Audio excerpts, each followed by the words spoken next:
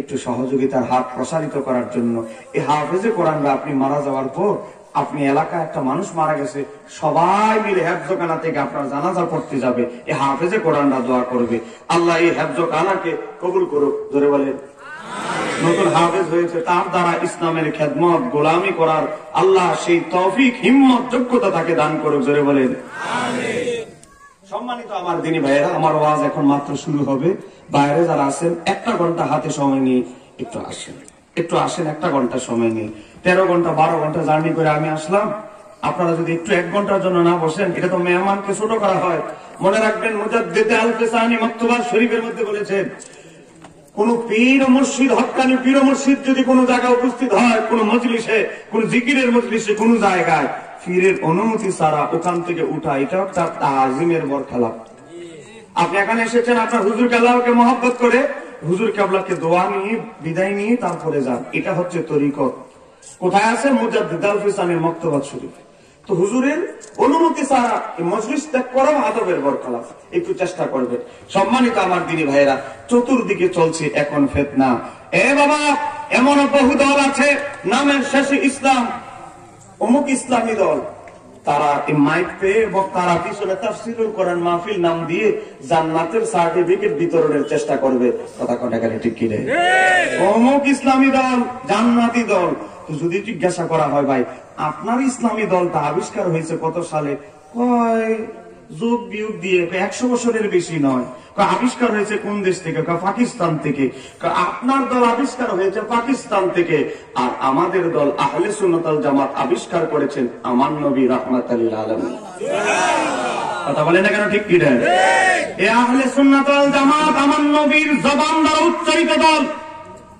কোন সন্দেহ আছে? বলেন, কোন সন্দেহ আছে? আপনাদেরকে একটা কিতাব দেখাচ্ছি শুধু, দেখেন। এই কিতাবটা লেখা হয়েছে আজ থেকে 550 বছর আগে। কে লিখেছে? 9ম শতাব্দীর মুজাদ্দিদ ইমাম জালালউদ্দিন সুয়ুতী রাহমাতুল্লাহ আলাইহি। কোন জালালউদ্দিন সুয়ুতী? আমি যেভাবে পিশা হুজুর কেবলাকে দেখতে পাচ্ছি, ইমাম সুয়ুতী নবীর 829 বছর পরে জন্মগ্রহণ করার পরেও আমার নবীকে 75 বার জাগ্রত অবস্থায় দেখেছে। একটু করে বলেন, সেই ইমাম জালালউদ্দিন সুয়ুতী, তিনি কেমন জালালউদ্দিন সুয়ুতী? যার কিতাব আলিয়া মাদ্রাসায় ডিগ্রিতে পড়ানো হয়। ইমাম সুয়ুতী কেমন জালালউদ্দিন সুয়ুতী? যার কিতাব কওমি মাদ্রাসায় পাঠ্য এখানেই শেষ নয়, তার কিতাবের নামে, উনার কিতাবের নামে ক্লাসের নাম জালালাইন। কওমি মাদ্রাসায় গেলে আমাদের যেমন আছে দাখিল, আলিম, ফাজিল, কামিল, কওমি মাদ্রাসায় একটা ক্লাসের নাম আছে জালালাইন। জালালাইনের লেখকও এই লেখক। একটু যেরকম নাম মারহাবা। সেই ইমাম জালালউদ্দিন সুয়ুতী রাহমাতুল্লাহ আলাইহি কুরআনুল কারীমের সূরা আলে ইমরান আয়াত নাম্বার 106, একটু আস্তে আস্তে গভীর মনোযোগ। সূরা আলে ইমরান আয়াত নাম্বার 106। এই আয়াতটা বুঝতে হলে আরেকটা প্রেক্ষাপট আপনার বুঝতে হবে। আমার নবী হাদিস শরীফে বলেছে, হাদিস নাম্বার 2641, কিতাবের নাম তিরমিজি শরীফ। আমার নবী বলে, উম্মত বনি ইসরাইল 72 দলে বিভক্ত হয়েছে, আমার উম্মত 73 দলে বিভক্ত হবে। কুল্লুহুম ফিন্নার, সব দলই যাবে জাহান্নামে, ইল্লা বিল্লাতান ওয়াহিদাতান, তবে একটা দল ছাড়া। বাবারে, 73 দলের মধ্যে যদি একটা দল বাদ যায়, বোঝা গেল 72 দল যাবে জাহান্নামে। এই কথা আমি বলছি না, রাজাপুরা দরবার শরীফের বর্তমান গদ্দিনিসীন হুজুর কেবলাও বলছে না। এই কথা বলতেছে কে রে বাবা? এই কথা বলতেছে আমার নবী 1000 বছর আগে। হাদিস নাম্বার নোট করে নেন, 2641 তিরমিজির হাদিস। গভীর ভাবে লক্ষ্য করেন, আমার নবী বলছে 72 দল জাহান্নামে যাবে। এখন আপনারা বলেন, জান্নাতে নেওয়ার কারো ক্ষমতা বাপের আসেনি, কোন আমিরের আসেনি। নামের আগে যত বড় ডক্টরের ডিগ্রি থাকুক, আমার নবী বলেছে 72 দল জাহান্নামে যাবে।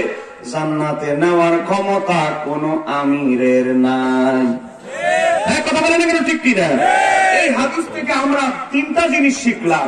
1 নম্বর একটা জিনিস শিখলাম, 73 দল হলেও নামে সাইনবোর্ডে বাড়িঘর কিন্তু হবে 2 জায়গায়। বলেন না, বাড়িঘর হবে কয় জায়গায়? বলেন না, কয় জায়গায়?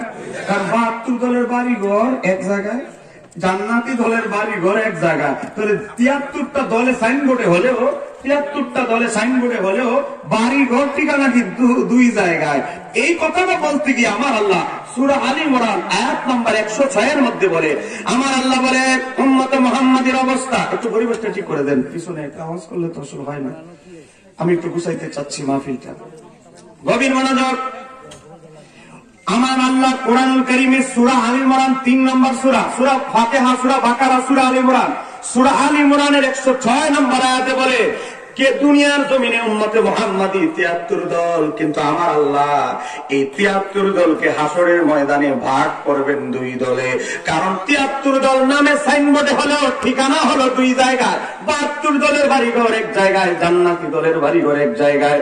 আমার আল্লাহ এই কথা ইঙ্গিত করতে গিয়ে কোরআনুল কারীমে সূরা আল ইমরান 106 নম্বর আয়াতে বলে ইয়াউমা তাবিয়াদু উজুহুন, হাসরের ময়দানে উম্মতে মুহাম্মাদীর এক দলের চেহারা থেকে নূর চমকাতে থাকবে, যাদের চেহারা থেকে নূর নূর ঝরতে থাকবে। আমি বলছি না, আল্লাহ বলছে, সূরা আল ইমরান 106।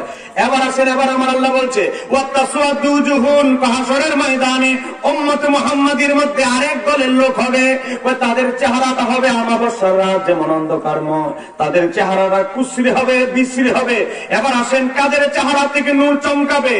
এই দলের নামটা জানার দরকার আছে না নাই?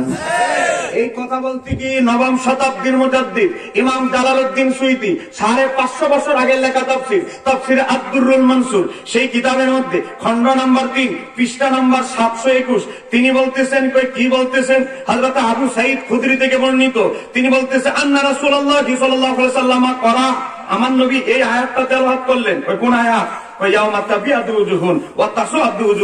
নবী এই আয়াতটা তেলাওয়াত করলেন। তেলাওয়াত করে আমার নবী বলতেছে তাবিয়াদু উজুহুন, হাসরের ময়দানে আমার উম্মতের যাদের চেহারা থেকে নূর চমকাবে, এই সাহাবীরা তোমরা জানো তারা কারা? আমার নবী বলে সেই দলের নাম আহলে সুন্নাত ওয়াল জামাত।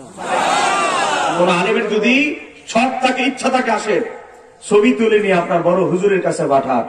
আমার নবী এই আয়াত তেলাওয়াত করে আমার নবী নিজেই ব্যাখ্যা করছে, এ আমার বাবারা ভাইরা, যার উপরে কোরআন নাজিল হয়েছে আমার আল্লাহ বাওয়াত আকীদা পোষণ করার কারণে তার চেহারাটা বিকৃত করে দিবেন। তাহলে আমরা কোরআনুল কারীমের আয়াত নবীর ব্যাখ্যা থেকে বুঝতে পারলাম জান্নাতে যাবে কয় দল?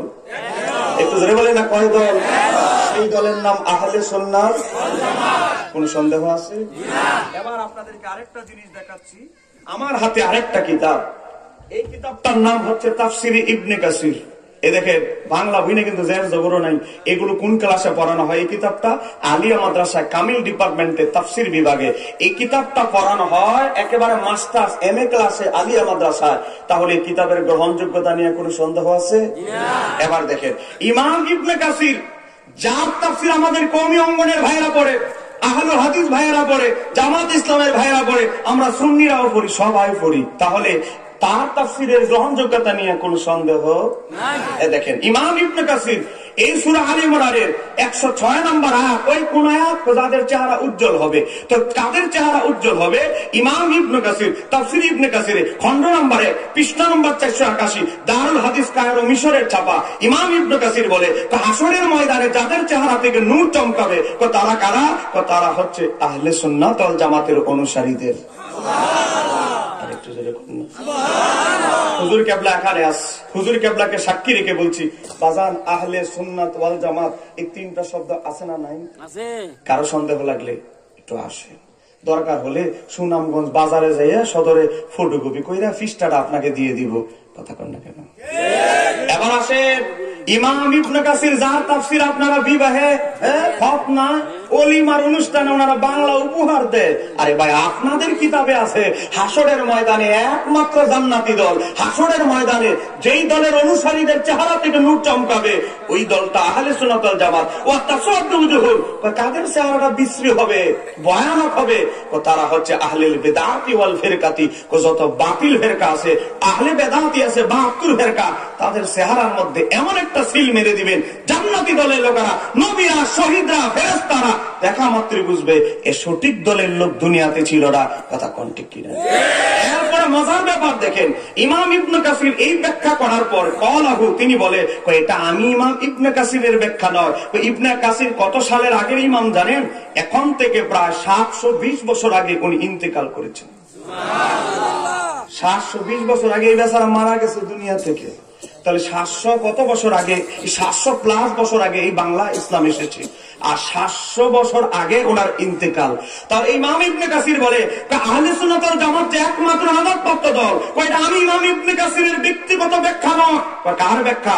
কলাহু, এই কওলটা হচ্ছে ইবনে আব্বাস রাদিয়াল্লাহু তাআলা আনহুমা, সাহাবীদের যুগ থেকে কিয়ামত পর্যন্ত উম্মতের যিনি সবচেয়ে বড় মুফাসসির, তিনি এই আয়াতের ব্যাখ্যা করেছেন। সুবহানাল্লাহ। গভীরভাবে লক্ষ্য করেন, আমরা কোরআন শিখেছি আমাদের ওস্তাদের কাছ থেকে, কিন্তু সাহাবীরা কোরআন শিখেছে যার উপরে কোরআন নাজিল হয়েছে, সাহিবুল কোরআন, সেই রাহমাতাল লিল আলামিনের মজলিসে বসে সাহাবায়ে কেরাম কোরআন শিখেছে।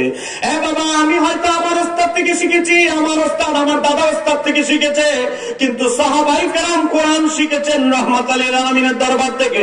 আমাদের শিক্ষা আর সাহাবীদের শিক্ষা কখনো এক হতে পারে না। সাহাবীদের মধ্যে কোরআনের সবচেয়ে বড় জ্ঞানী হচ্ছেন তিনি। সাহাবীদের মধ্যে সবচেয়ে বড় কোরআনের জ্ঞানী হচ্ছে রাইসুল মুফাসসিরিন আব্দুল্লাহ ইবনে আব্বাস। তাকে জিজ্ঞাসা করা হলো, নবীর ওফাতের সময় আপনার বয়স ছিল মাত্র 15। হে আব্দুল্লাহ ইবনে আব্বাস, মাত্র 15 বছর বয়স আপনার যখন, তখন নবী পর্দা নিয়েছে, এত অল্প বয়সে এত জ্ঞান আপনার সিনায় কেমনে ঢুকলো?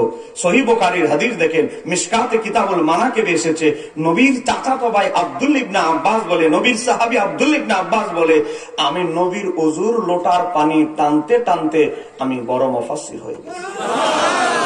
এটা হলো শীতকাল। বলেন, এটা কি কাল? শীতকাল। হযরত আব্দুল্লাহ ইবনে আব্বাস বলে, বুখারী শরীফের হাদিস, নিজেই নিজের ঘটনা বর্ণনা করছে, আমার বয়স যখন 10 বছর হলে আমরা তাদেরকে বলি বালক। বলেন, কি বলি? 10 বছরের আমি যখন বালক, হঠাৎ করে আমার তাহাজ্জুদের একটু আগে আমার ঘুমটা ভেঙে গেল। চিন্তা করলাম, ঘুমটা যেহেতু ভাঙছে আর ঘুমায় লাভ নাই।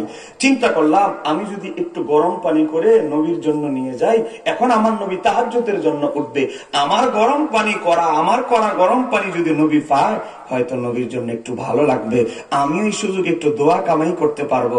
একটু জোরে বলেন সুবহানাল্লাহ। গরম পানি করে দাঁড়ায় আছে, আমার নবী হাজত শেষ করে আসবে, ওনার করা গরম পানি তিনি আল্লাহর হাবিব ব্যবহার করবে, আমার নবী খুশি হয়ে গেলেন। দ্বিতীয়বার আবার করলেন, আরো খুশি হয়ে গেলেন। তৃতীয়বার আমার নবী এত বেশি খুশি হয়ে গেলেন, ওযু শেষ করার পর আমার নবী তার সিনার সাথে আমার নবীর সিনা মোবারক লাগাইলেন। লাগানোর পরে হাত দুইটা উত্তোলন করে বলে আল্লাহ, হাত উত্তোলন করে বলে আল্লাহ, আমার চাচাতো ভাইকে ফাকিহু ফিদ্দিন, দ্বীনের ফকিহ বানায়া দাও, কোরআনের তাবিলের জ্ঞান, মুফাসসিরের জ্ঞান তার সিনার ভিতরে ঢুকায়া দাও। হযরত আব্দুল্লাহ ইবনে আব্বাস বলে, নবীর সিনা মোবারক আমার সিনার সাথে লাগতে দেরি, আমার যত অজানা জ্ঞান ছিল সব আমার সিনার ভিতরে আমার আল্লাহ ঢুকিয়ে দিয়েছে। সুবহানাল্লাহ। এ বাবা, যেখানে আমার নবীর সিনা মোবারকের সাথে লাগলে বড় মুফাসসির হয়ে যায়। হযরত আব্দুল্লাহ ইবনে আব্বাস সাহাবীদের মধ্যে সবচেয়ে বড় মুফতি হচ্ছে 7 জন। 7 জনের মধ্যে হযরত আব্দুল্লাহ ইবনে মাসউদ, হযরত ওমর, হযরত আলী, মায়েশা সিদ্দিকা, আব্দুল্লাহ ইবনে ওমর, আব্দুল্লাহ ইবনে আব্বাস, হযরত মায়েশা সিদ্দিকা, যায়েদ ইবনে সাবিত, এই 7 জন হচ্ছে সবচেয়ে বড় ফকিহ। 7 জনের মধ্যে তিনি একজন মুফতিও, আর সাহাবীদের যুগ থেকে কিয়ামত পর্যন্ত উম্মতের সবচেয়ে বড় মুফাসসিরও তিনি। কেন? কারণ আমার নবীর গোলামি, উযুর পানি টানতে টানতে আমার নবীর গোলামি করে নবীর সিনা মোবারকের সাথে লাগতে দেরি, এলেম সিনায় যাইতে দেরি নেই। আর আজকে যারা বলে আমার নবী নিজেই আলিফ বা তাসা 1-2 চিন্ত না, তাদের আকীদা কি ঠিক আছে? যেখানে আমার নবী এলেম বিতরণ করে, সেখানে আমার নবীর এই মূর্খ বানানোর চেষ্টা যারা করে, তাদের আকীদা সাহাবীদের সাথে কোনো মিল নাই। বলেন না, মিল নাই। মনে রাখতে হবে, আমার নবীকে জিজ্ঞাসা করা হয়েছিল, ইয়া রাসূলুল্লাহ, যে সঠিক যে দলটা, সেই সঠিক দলটাকে মানুষ কেমনে নির্ণয় করবে? বাবা, আমি ঘন্টা 1 ঘন্টা একটু বসে, কিভাবে সঠিক দলটাকে নির্ণয় করবে? আমার নবী বলেছেন, মা আনা আলাইহি ওয়া আসহাবি, যেই দল দেখবা আমি নবীকে বেশি বেশি মহব্বত করে ফলো করে, আমার সাহাবীদেরকে ইহতিরাম সম্মান করে মহব্বত করে, ওই দলটাই জান্নাতি। সুবহানাল্লাহ। সাহাবীদের আকীদা, আমার নবী এলেম, শুধু এলেমের এমন শহর রাজ্য যিনি এলেম বিতরণ করে, আর আমাদের হুজুরদের আকীদা, আমার নবী এমন অবস্থায় ছিল আলিফ বা তাসা 1-2 চিন্ত না। আরে মোল্লা, তুমি আজকে হাদিস পড়ে নিজের মুহাদ্দিস দাবি করো, সাহাবীদের যুগ থেকে উম্মতের কিয়ামত পর্যন্ত উম্মতের সবচেয়ে বড় যিনি মুফাসসির, তাকে বলা হয় আবু হুরায়রা। বলেন, তার নাম হযরতে আবু হুরায়রা। ওনার নাম কিন্তু আবু হুরায়রা না, নাম হলো আব্দুর রহমান। তার নাম ছিল আগে আব্দুস শাম। ইসলাম কবুল করার পর নবী নাম দিছে, আজকে থেকে তোমার নাম আব্দুর রহমান। আব্দুর রহমান আর আব্দুল্লাহ এই দুইটা নাম আল্লাহ সবচেয়ে বেশি প্রিয়। আমাদের চাইতে সাহাবীরা বেশি জানতেন। আব্দুর রহমান নাম বাদ দিয়া নাম রাখছে আবু হুরায়রা। কেন? এই যে শীত, শীতের মধ্যে আমরা চাদর গায়ে দেই না, যদিও এখনো সেই শীত পরে নাই। আর আমাদের বক্তাদের জন্য কোনো শীত নাই, দেখছেন না কেমনে ঘামতাছি। গেঞ্জি পাল্টানো লাগে, পাঞ্জাবির সাথে সাথে পাল্টাইতে হবে, কারণ আমার কথা বললে সব ঘেমে যায়। গভীর মনোযোগ।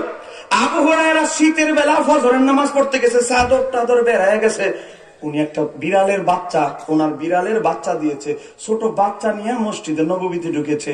যখন নবীর সামনে বসছে, হুট করে চাদরের ভিতর থেকে বিড়ালের বাচ্চা বের হয়ে নবীর সামনে চলে গেল।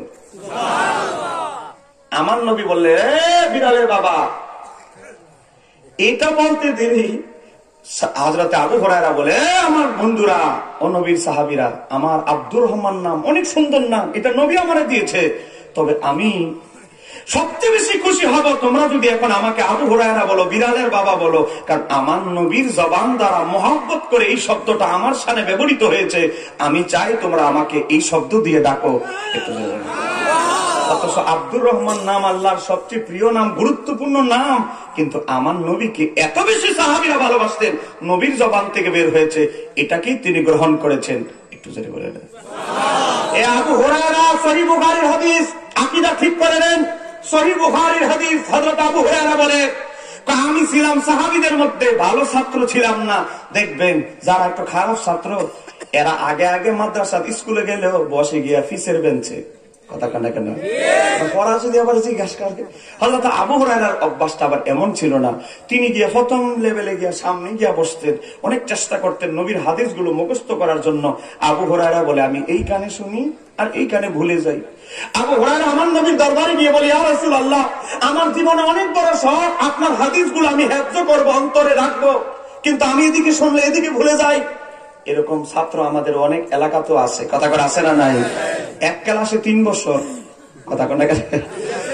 আবু হুরায়রা বলে, ইয়া রাসূলুল্লাহ, আপনি যদি আমাকে একটু দোয়া করেন, আল্লাহ হয়তো আমার সিনার ভিতরে এলেম দিয়ে দিতে পারে। আমার নবী বললেন, ঠিক আছে। আমার নবী তার চাদর মোবারকটা খুলে আবু হুরায়রাকে বললেন, তুমি তোমার শরীরে জড়িয়ে ধরো আর আমার চাদর মোবারকটা তোমার সিনার সাথে মালিশ করো। আরেকটু জোরে বলে সুবহানাল্লাহ। হযরত আবু হুরায়রা, এ বাবা, বুখারী শরীফ থেকে বলছি, নবীর চাদর মোবারক সিনার সাথে মলাতে লাগলেন, মালিশ করতে লাগলেন। আবু হুরায়রা বলে, আল্লাহর হাবিবের চাদর মোবারক আমার সিনার সাথে মালিশ করতে দেরি, নবীর ওই দিন থেকে, নবীর চাদর মোবারক মালিশ করার পর দিন, ওই দিন থেকে আমার ইন্তিকাল পর্যন্ত আমি নবীর যতগুলো হাদিস শুনেছি, একটা হাদিসও আমার মৃত্যু আগ পর্যন্ত আমি ভুলি না। তাহলে আবু হুরায়রা বলে, নবী এলেম চাইলে বিতরণ করতে পারে। সবচেয়ে বড় হাদিস বিজ্ঞানী সাহাবীদের যুগ থেকে কিয়ামত পর্যন্ত। আর আমাদের হুজুররা ওই হাদিস পড়ে, আবু হুরায়রার হাদিস পড়ে আকীদা হলো নবী আলিফ বা তা চিনতো না, নবী ছিল নিরক্ষর মূর্খ। একটু জোরে বলে আলহামদুলিল্লাহ। সাহাবীদের আকীদার সাথে ওনাদের আকীদার কোন মিল আছে? আর একটু জোরে বলে। একটা জিনিস মনে রাখতে হবে, আমার নবী বলেছে সঠিক দলের একটা আলামত আমি নবীকে ভালোবাসবে, সঠিক দলের একটা আলামত আমার সাহাবাই কেরামদের পথ অনুসরণ করবে। মনে রাখতে হবে, সাহাবীদের পকেটে টাকা না থাকতে পারে, এ বাবা ঘরে খাবার না থাকতে পারে, কিন্তু নবীর মহব্বতের কোনো কমতি তাদের ছিল না।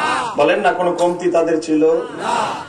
সহিহ বুখারী শরীফের হাদিস, বুখারী শরীফের নাম শুনছেন আপনারা? একটু সময় নিচ্ছি আর কি আপনাদের কাছ থেকে। বুঝতে পারছি গ্রাম অঞ্চলে একটু 11টা বাজলে আপনাদের একটু কষ্ট হয়, কিন্তু বুঝলেন এই তো বক্তা আরো আছে, সবারই তো একটু একটু সময় দেওয়া লাগে। আমি অনেক কষ্ট করে এসেছি, আমি অনুরোধ করব আপনারা একটু বিরক্ত হবেন না। নবীর সম্মান বললে কি আপনাদের কষ্ট হবে? সহিহ বুখারী শরীফের হাদিস, হযরতে আনাস ইবনে মালিক বর্ণনা করছে, ইয়ামান দেশের 2 জন মুসলমান নবীর জীবনে দেখে নাই, না দেখে মুসলমান হয়েছে। 2 বন্ধু মিলে চিন্তা করলো, এ বন্ধু তোর কাছে কয়টা আছে? আমার কাছে এতটুকু আছে। আমার কাছে এতটুকু আছে। কি করবা? আমরা তো মুসলমান হইলাম নবীরে না দেখে, চলো বন্ধু, আমার একটা ঘোড়া আছে, তোর একটা ঘোড়া আছে, 2 জনে মিলে মদিনার উদ্দেশ্যে ইয়ামান থেকে রওনা দেই, নবীকে এক নজর দেখি। একটু জোরে বলে তাদের সব জীবনে আরে আমরা যদি নবীর না দেখে মরে যাই মুসলমান হলাম আফসোস থাকবে, একটা বার অন্তত নবীকে দেখি। ইয়ামান দেশ থেকে রওনা দিয়েছে, আসতে আসতে আসতে এশারের ওয়াক্ত হয়ে গেছে। যেই দিন গিয়ে পৌঁছেছে ওই দিন এশারের ওয়াক্ত পৌঁছেছে, এশারের আজানও শেষ। ওযু করে নাই, ওযু নাই, বেলাল ইকামত দেওয়া শুরু করেছে, আল্লাহু আকবার আল্লাহু আকবার। হযরত বেলাল ইকামত দেওয়া শুরু করেছে। ওযু করতে করতে 2 রাকাত নামাজ শেষ। নামাজ শেষ করার পরে 2 রাকাত নামাজ নবীর পিছনে পাইলো, 2 রাকাত নিজে নিজে আদায় করলো।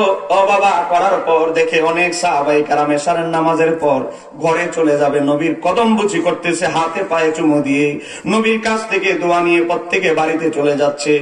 এরা হলো নতুন, নবীর সাথে তাদের আগে থেকে পরিচয় না, এরা ধাক্কা ধাক্কির চোটে পিছনের সিরিয়ালে পড়ে গেছে। বাবা, শেষ ম্যাচ মোটামুটি শেষের দিকে গিয়ে নবীর সাথে সাক্ষাৎ করেছে। আমার নবী বলে, তোমরা তো মদিনার অধিবাসী নও। ইয়া রাসূলুল্লাহ, আমরা 2 বন্ধু ইয়ামান থেকে এসেছি, শুধু এক নজর আপনাকে দেখতে। মদিনা আমাদের কোন আত্মীয় নাই, আত্মীয় স্বজন নাই, কোনো কিছু নাই, মদিনার কেউ আমাদেরকে চিনে না, শুধু একমাত্র আপনারকে দেখার জন্য এক নজর আমরা ইয়ামান দেশ থেকে এসেছি। তাহলে আমার নবীর দরবার যদি এসে থাকে তাহলে তারা আমার নবীর মেহমান। কথা বলে, কার মেহমান? নবীর মেহমান। এশার ওয়াক্ত বের হয়ে গেছে, এশারের নামাজ শেষ। ধনাঢ্য সাহাবায়ে কেরাম বাড়িতে সবাই চলে গেছে, ধনী যারা আছে পয়সাওয়ালা মোটামুটি এরা সব বাড়িতে চলে গেছে। এখন আমার নবী চিন্তা করতেছে, আজকে রাতের জন্য তো অন্তত একজনের ঘরে তাদেরকে রাখতে হবে। কার বাড়িতে আজকে রাতের জন্য মেহমানদারির জন্য তাদেরকে পাঠায়। এখন দেখতেছে সব সম্ভ্রান্ত সাহাবীরা চলে গেছে, সামনে কিছু সাহাবীরা বসা আছে। এদের উদ্দেশ্য হলো তারা ঘরে, তাদের ঘরে আদৌ খাবার আছে কিনা তারা শিউর না। তারা চিন্তা করলো ঘরে গেল তো উপাস থাকতে হবে, খাবার নাই, এর চাইতে একটু নবীর চেহারার দিকে যদি তাকায় থাকি আমাদের ক্ষুধার যন্ত্রণা মিটে যাবে। আমার নবীর কিছু গরিব সাহাবী সামনে মসজিদে নববীতে বসা। আমার নবী চিন্তা করতেছে কার বাড়িতে আজকে এই 2 জনকে পাঠাই।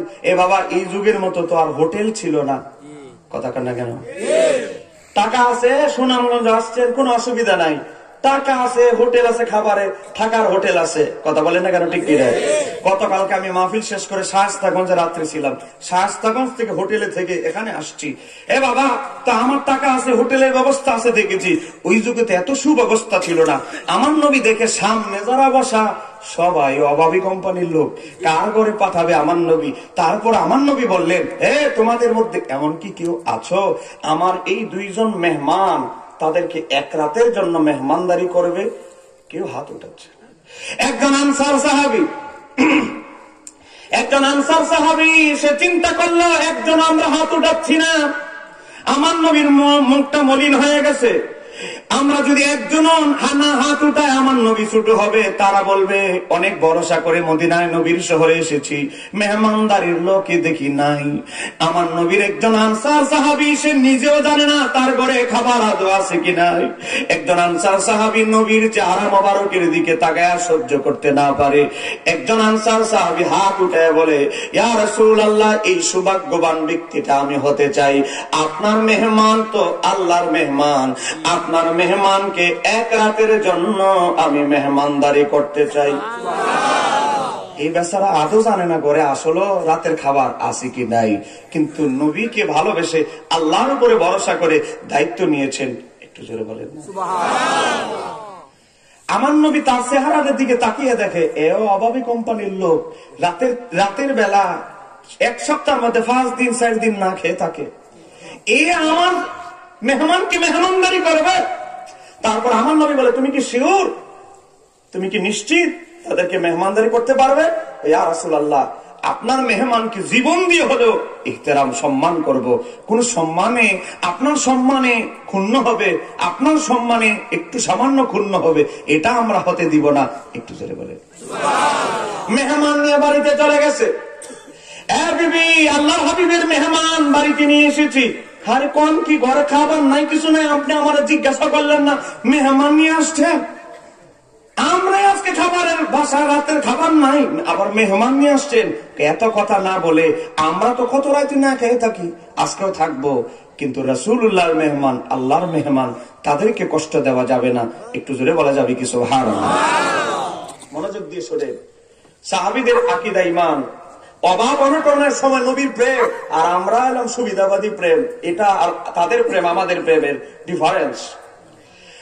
বাবা, নবীর ওই আনসার সাহাবী বলতে লাগলো, বিবি রে, আমরা কত কত রাত না খেয়ে কাটায় দিই, আর আজকেও না খেয়ে কাটায় দিব, কি হয়েছে? এটা তো আমাদের মোটামুটি সবসময় অভ্যাস। বাচ্চা যে দুইজন আছে, এদের কি কিভাবে বুঝ দিবে? রুটি আছে 2টা, বাচ্চা যদি দুইজনে 2টা খায়, আমরা খাবো কি, মেহমান খাবে কি? আচ্ছা, আমাদের কথা বাদ দিলাম, মেহমান কি দিলে বাচ্চা কি খাবে? রুটি আছে 2টা, মেহমান হচ্ছে 6, মেহমান সহ মানুষ হচ্ছে 6 জন। বলে কয়জন? নবীর আনসার সাহাবী ওনার বিবিকে বলতে লাগলো, বিবি রে, তুমি আমার পরামর্শ গ্রহণ করে একটা হিকমত অবলম্বন করতে হবে। চুলার মধ্যে আগুন দাও, চুলার মধ্যে তুমি একটা পাতিল দাও, পাতিল দিয়ে পানিগুলো ফুটাইতে থাকো, আর বাচ্চা 2টাকে বুঝাইতে থাকো, বাবা, ও আমার মেয়ে, ও আমার ছেলে, খাবার প্রস্তুত হলে তোমাদেরকে ডাকা হবে, একটু ঘুমানোর চেষ্টা করো। হিকমত করে পানি ফুটানোর আওয়াজ দেখিয়ে তাদেরকে একটু ঘুম পাড়ায় দেওয়ার ব্যবস্থা করে দাও।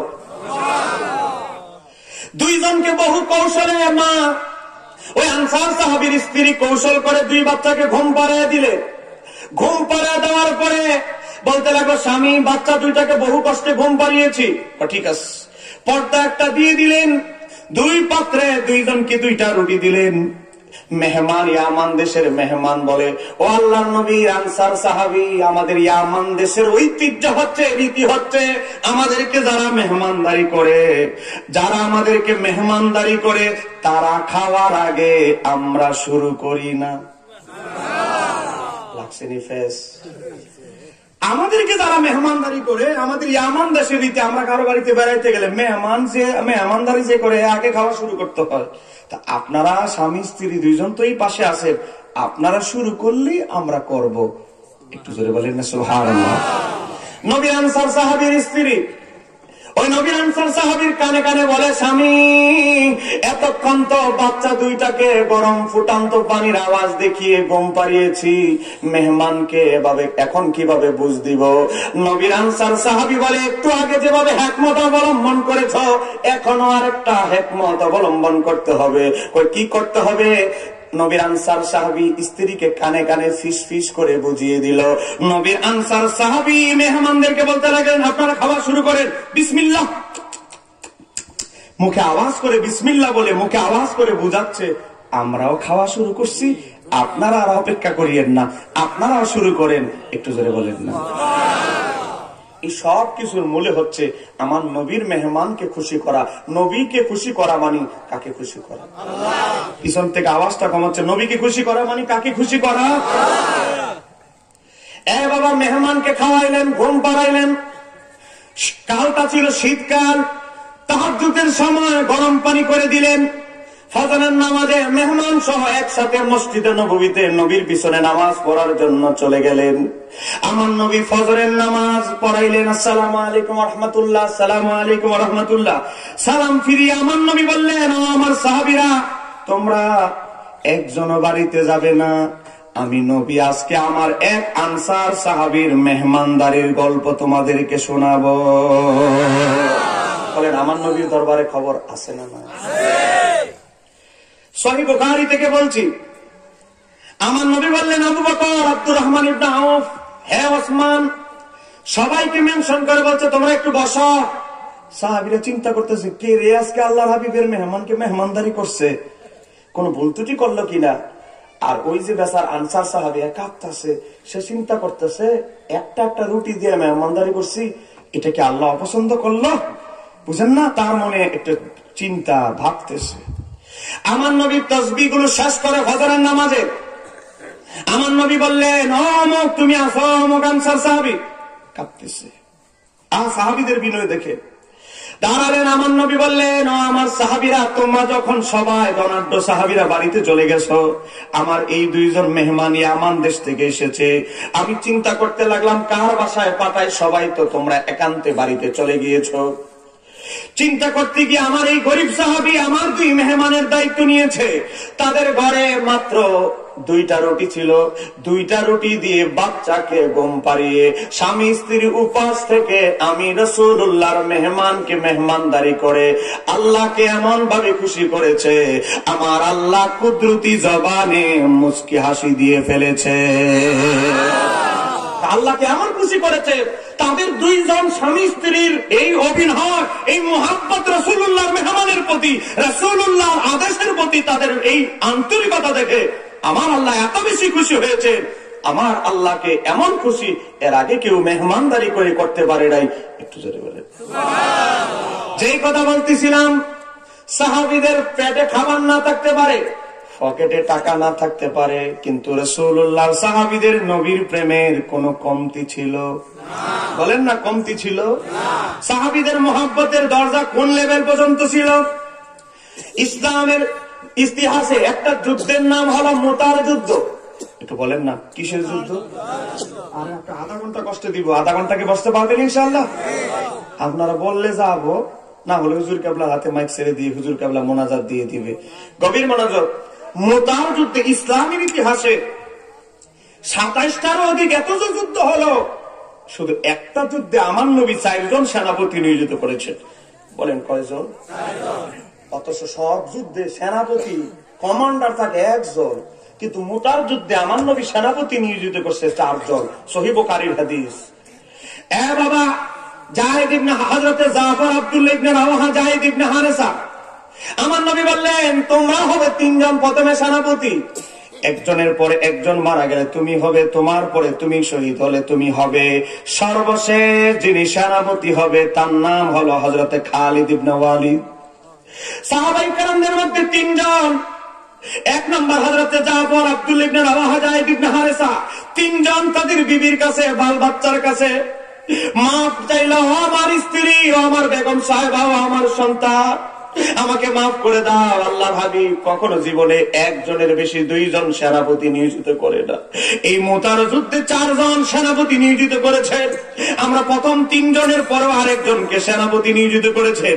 অতএব বোঝা গেল আমরা প্রথম 3 জন আর বাড়িতে ফিরে আসবো না, তোমাদের সাথে দেখা হবে জান্নাতে। আর আমরা যদি এই সংকেত পাইতাম যে যুদ্ধে গেলে মারা যাব, কারে আগে জীবন বাঁচানো ফরজ, ফিরসা হুজুরের কথা কোনা পরে কথা কোন না কেন? তাহলে আমাদের ঈমান আর সাহাবীদের ঈমান কি কখনো এক হতে পারে? মৃত্যুর সার্টিফিকেট আগে পাওয়ার পরেও 1 কদম গড় থেকে পিছপা হয় নাই। কথা বলেন না কেন?